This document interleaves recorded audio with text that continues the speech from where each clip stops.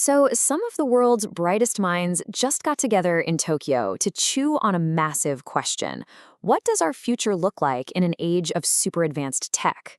In this explainer, we're going to break down the biggest insights from the Nobel Prize dialogue on AI, humanity, and where we're all headed. And the whole conversation really kicked off with this one simple question from Nobel laureate Richard Roberts. Do robots have curiosity? It sounds simple, right?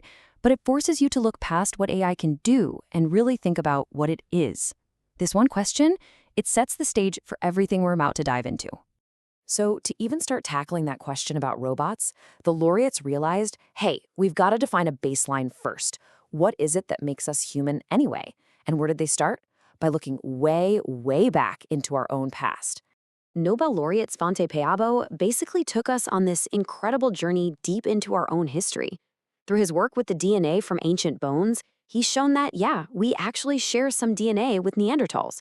But it was our ancestors, modern humans, who had this unique knack for adapting, for innovating, and for spreading all across the planet.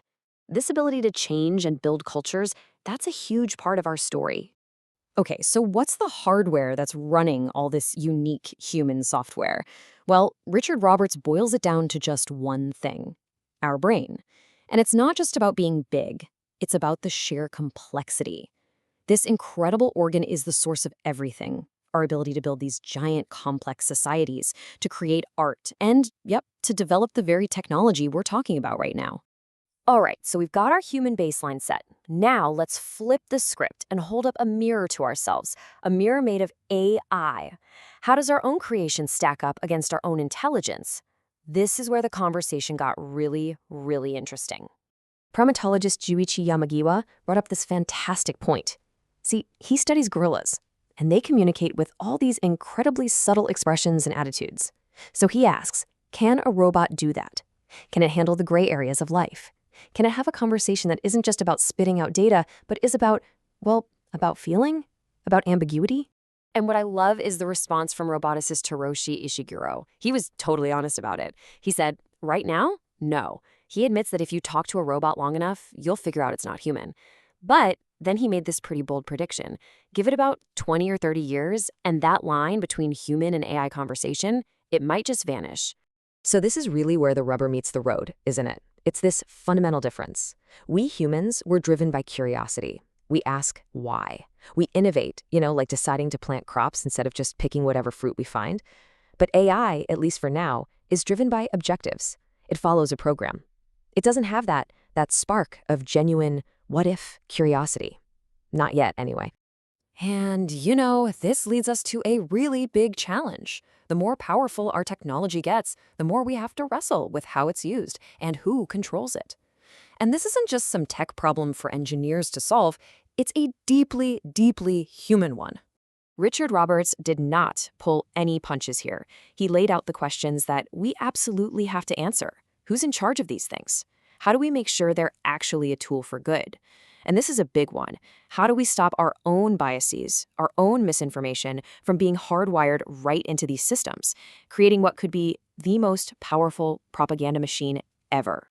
And if you're thinking, oh, that's a problem for the future, well, Roberts presented a powerful case study to show how this exact kind of conflict has already happened. And it's all about the debate over genetically modified organisms, or GMOs. 197. That's how many Nobel laureates put their names on a letter, all of them agreeing that GMOs are a safe and incredibly beneficial technology that could help feed millions of people around the world. And this just perfectly illustrates the problem, doesn't it? On one side, you have this absolute mountain of scientific consensus.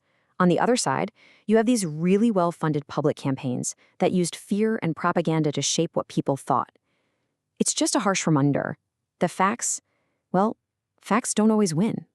And that's a critical lesson as we head into an age of AI-driven information.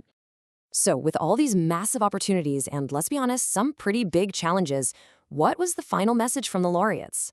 Well, their advice for all of us was actually surprisingly simple and really profound. So the laureates basically boiled down their wisdom into this clear three-part philosophy. First up, embrace failure. An experiment that fails isn't an end. It's just a happy moment that points you in the right direction. Second, never, ever stop asking why. That question is literally the engine of all discovery. And third, and this is so important, stay humble. You don't have to be Einstein to have a world-changing idea. Creativity can pop up anywhere, from anyone. And then, to really hammer this final point home, physicist William D. Phillips gets up and tells this just wonderful story. He talks about going to a kindergarten class with liquid nitrogen, spilling it on the floor, and just watching the pure, unfiltered surprise and wonder on the kids' faces as all this smoke comes billowing out. And that's it. That's the core message. That feeling of awe, that surprise, that wild curiosity that we all had when we were 5 years old, that is the spirit we cannot afford to lose. It's our best tool for figuring out a future filled with technology as complex as AI. Because in the end, that's what makes us human. So I want to leave you with that final thought to chew on. In a world that's going to be shaped more and more by algorithms, how do we make sure we protect and even grow that 5-year-old spirit of pure wonder? Thanks for joining me on this one.